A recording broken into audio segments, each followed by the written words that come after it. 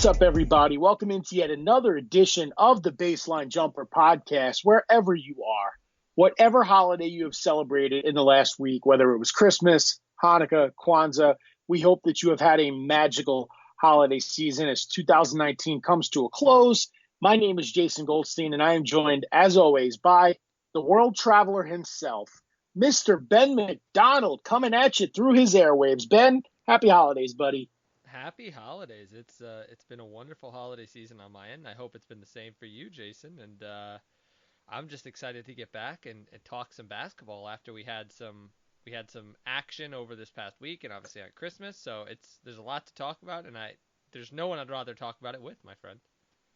That's very sweet, pal. Yeah, it's hard to believe this is only our third show in the month, and then tomorrow night's New Year's Eve. So we'll kind of start getting back into our weekly show swing. For those of you who are surprised to hear from us, yes, we are recording this on a Monday, Tuesday night being New Year's Eve. So Ben will be with his family, I will be with mine, and then Wednesday kicks off 2020, which I can't believe. So we didn't do a show last week. It was one of the bigger weeks of the NBA season with the Christmas Day quintuple header. Ben, is it okay to call it a quintuple header? If it's It's four better games, than call it a okay. quadruple. What? I said it's better than okay. I think it should be what instead of Chris Basketball or whatever they call it, they should just call it the quintuple header. I think that's a much better name. Yes. Unfortunately, though, the action didn't really live up to this great quintuple header name that we just coined. I mean, look, the first game was good, but the Celtics absolutely blew out Toronto. Then the Bucks went into Philly and didn't even give them a show. You know, they had somewhat of a fourth quarter comeback, and then it was all Sixers. You had the Warriors go in and surprise the Rockets at home, so that was a nice feel good win for Steve Kerr and company. Then the showdown of the night that everyone was waiting for almost didn't happen because both LeBron and AD were banged up heading into the contest, which the Clippers ended up winning. And then the nightcap, the Pelicans, they ended up beating the Nuggets. So it was a bit of a weird day with the first and last games being good, and then the Clippers Lakers living up to the hype. But then the two middle games were a bit meh. I mean, did you watch any on Christmas Day? Yeah, absolutely. I mean, I think the two games that I found most interesting, or the ones that I wanted to watch from the start, were the Bucks Sixers and the Lakers Clippers, just because to me, I think those very well still could be the Western Conference and Eastern Conference Finals matchups. I think that we'll talk about this a little more on the later in the show, but I thought that those told us a lot more about where the league is going this year than anything else. I think that Sixers game really said a lot about how teams are going to play against this Bucks team. And one of the things that I thought was really interesting there was towards the end, they obviously came back once the defensive pressure kind of relaxed. But for most of the game, what the Sixers did was they gave Giannis space. They didn't let him just get to the rim the way he does against other teams. And on the other end, they took what the Bucks gave them. And the Bucks are notorious for giving open threes, and ultimately, Joel Embiid obliged them, and he hit a few shots. And that totally changed the game because it completely shifted the way they had to play defense. Now, I don't know if Embiid's going to be able to do that regularly, but it was very interesting to see those strategies. And I think this is one of those things where I'd like to put a pin in that game because I think if we watch these two teams the way they play the rest of the season, it's going to tell us a lot about who comes out of the Eastern Conference because they both dared the best player on the other team to shoot. One of them made their shots, one of them didn't. Is that going to be the storyline going forward? And could that even determine who ends up making the finals out of the East? So I took a lot out of that game. You know, that was the first close to positive thing you've said about the Bucks in about 3 months. I don't know if it's the eggnog you had down in Miami, but finally, I mean, you're not exactly singing their praises, but you're not exactly, just writing them off completely, even though the Sixers, who are your team to hoist the Larry O'Brien trophy come June, ended up getting the win. You're still saying that there's hope that the Bucks could make this a compelling series if the two were to meet in the conference finals. Yeah. I mean, I felt watching that game that is very likely going to be the Eastern Conference Finals. I think there's a chance someone else sneaks in there, but I do feel like those are the two best teams in the East, and I do think that's going to be who's going to come out. Um, we'll talk more about my thoughts on how that might turn out, but that was the thing I really took away That was one of the games I took away a lot from. And then the other being the Lakers and the Clippers. I mean, did you have any big takeaways from those other games? Just that the Lakers aren't ready. We've been talking about the LeBron Assance since the season started and how well they've played as a unit. Now the bench is giving them so much, Yeah. for guys that we didn't really think were going to give too much when the season started because the Lakers did get a lot of B and C free agents last summer. But it just shows that the Lakers are the ones doing the talking and the Clippers are the ones doing the walking because I think long term they're the better team. And I think in a 7-game series, because of the two-way prowess of both Kawhi Leonard and Paul George, they are ultimately the better team. And now LeBron's naggy groin bears watching. Anthony Davis is playing hurt. So as good as the Lakers are right now, I just think the Clippers are better, and they've proved it now being 2-0 against the Lake Show so far this season. Absolutely. And I thought that that game was really interesting too in that I mean, did you get the feeling, I don't know if this was just me, but watching that game, the Lakers feel much more like a finished product to me. They really They've seem to peaked in know November. Yeah. they look like they know how to play with each other, and the Clippers are still figuring it out.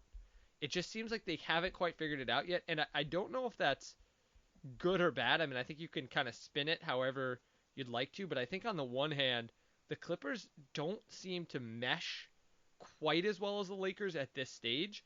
They still seem to be kind of like that dueling banjos kind of thing where one guy has it and another one guy, and they don't know how to play off of each other quite yet.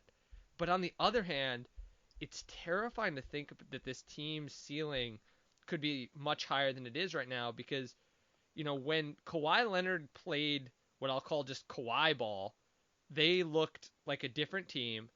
And then at other points in the game, it was like he didn't know what to do and he had to kind of sit off by the side.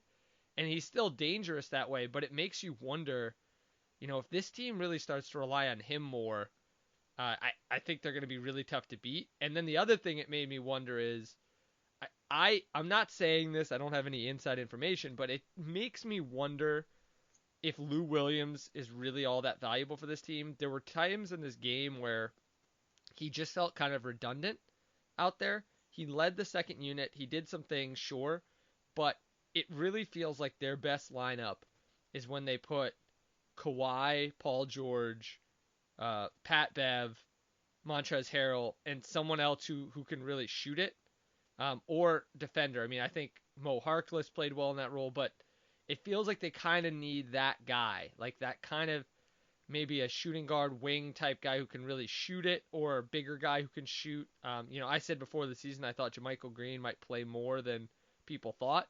So far he has played a bit, but it feels like they're still looking for that last guy there, and Lou Williams could be that guy, but he's very overqualified for the role. But I mean, am I reading too much into this, Jason? A little bit, only because I think that Lou Williams is good when he's away from those guys. So you take Kawhi Leonard out in the first quarter, you take Paul George out, you put Lou Williams in, you really don't lose the scoring because Williams is better off being by himself in that second unit where he gets to just control the offense, hit some shots, and then you may get lucky sometimes in crunch time if you have him in with the best players and he can win a game for you. So I think it's a good problem for Doc Rivers to have for sure. So it's crazy, Ben, that we're over a third of the way home here in the 2019-2020 NBA regular season. And I always say Christmas is the jumping off point for the NBA because football season's starting to end. You got the winter hot stove in Major League Baseball. So it's getting to that time of year with college football ending that all eyes will be on the NBA. And looking for stories to do the show, or this guy's injured, this guy's missing a second straight game. The one interesting thing that I found was that the trade deadline is about 6 weeks away, and there's one big name, Ben, that could potentially be on the block, and that's a name that we weren't expecting to hear. Yeah, no, absolutely. The guy whose name is starting to surface is Karl-Anthony Towns, particularly in rumors that the Golden State Warriors might be kind of keeping an eye on him and that he might not be happy in Minnesota, which has got to be a terrifying thought if you're a Timberwolves fan, Jason, because I mean they've built this team around him. Yeah, they have, and they're in the stage of the rebuild where it's not fair for the star to get antsy and want out because everything they're doing right now is with Karl-Anthony Towns in mind. Yeah, they expected Andrew Wiggins to be better. Yeah, they thought they had, a nice young point guard. Yeah, Jarrett Culver's starting to show flashes. Yeah, they still have young guys in Rocco and Gorgie Jennings there as a solid veteran presence, but they're not ready. They're hovering around the eighth seed right now in the West, but Karl-Anthony Towns is getting antsy, and he either wants help, which it's very hard to get a superstar to come to Minnesota. You saw what happened with Jimmy Butler. He was in and out of town very quickly.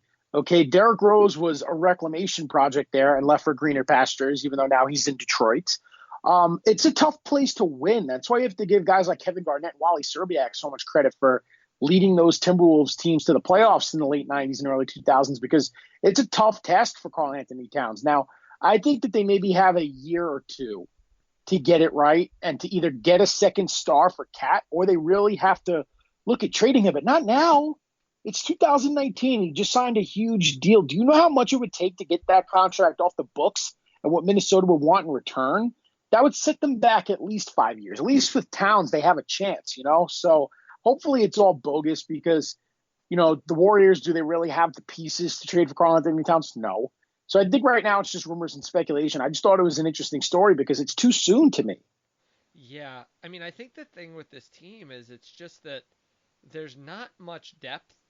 I mean, I think some people feel like Jeff Teague is still a player out there. I think the advanced metrics would tell you that he's pretty well past his prime at this point, and he's probably not giving you much. Ultimately, that means that this team is really running on Karl-Anthony Towns, Andrew Wiggins, and Robert Covington. And they have some other guys who can fit in, but I mean, none of those guys have really stepped up.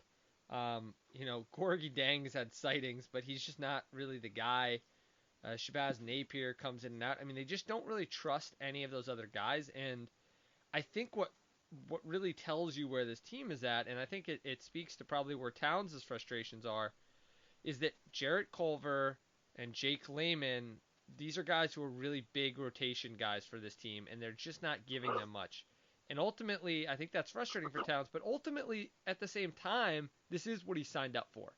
And he signed that contract to stay in Minnesota, and he knew this was going to be a rebuild. And if anything, I think that they're better than some people thought they might be this year with the way that Wiggins has played. I mean, I think if anything, Towns should be almost encouraged by the fact that he has a guy who is stepping up, and then a guy like Covington who's really pretty solid. So I think if anything, what the Timberwolves have to be careful with here is that they don't fall into the trap of making a win now move. I think if anything, this could be really beneficial for the Timberwolves, because if they can slip, if they can get someone in the draft, they can get guys in the offseason, they can build around Towns, that's what you want. You don't want to get stuck in the middle. I think that would be the worst thing for Towns' future, is that this team becomes what, as you mentioned with Garnett, this sort of lower rung team who can't really move anywhere. So I think if anything, this is where the Timberwolves should make moves for the future. They don't need to win this year. They're not going to win the championship, and I think they need to look at that because they don't have a team right now. They have 3 or 4 players and some young guys. And I think that's really, if you're the front office for the Timberwolves, where you need to focus on, because at the end of the day, they don't have to trade Towns. And if he doesn't want to play, then ultimately, okay, you don't play, we'll lose some games, we'll get a better draft pick, and then we'll run it back.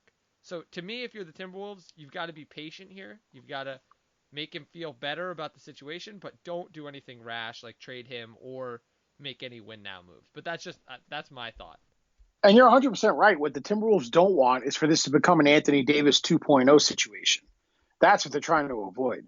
So I get it. Minnesota's a tough draw. I think, it's cold, trying to get people to come and make a life there. They have to hit on 1 or 2 more draft picks. Like if Jarrett Culver turns into something and Andrew Wiggins is able to salvage, what's left of his prime, then they'll be okay. But they still need a couple of major pieces. So that's something to keep an eye out on. So last show, we did Christmas wishes, where Ben and I went back and forth on things that we wanted under our Christmas tree, whatever it was. But now the time is for resolutions, as tomorrow night's New Year's Eve. It's the end of a decade, believe it or not, Ben. We're entering the roaring 20s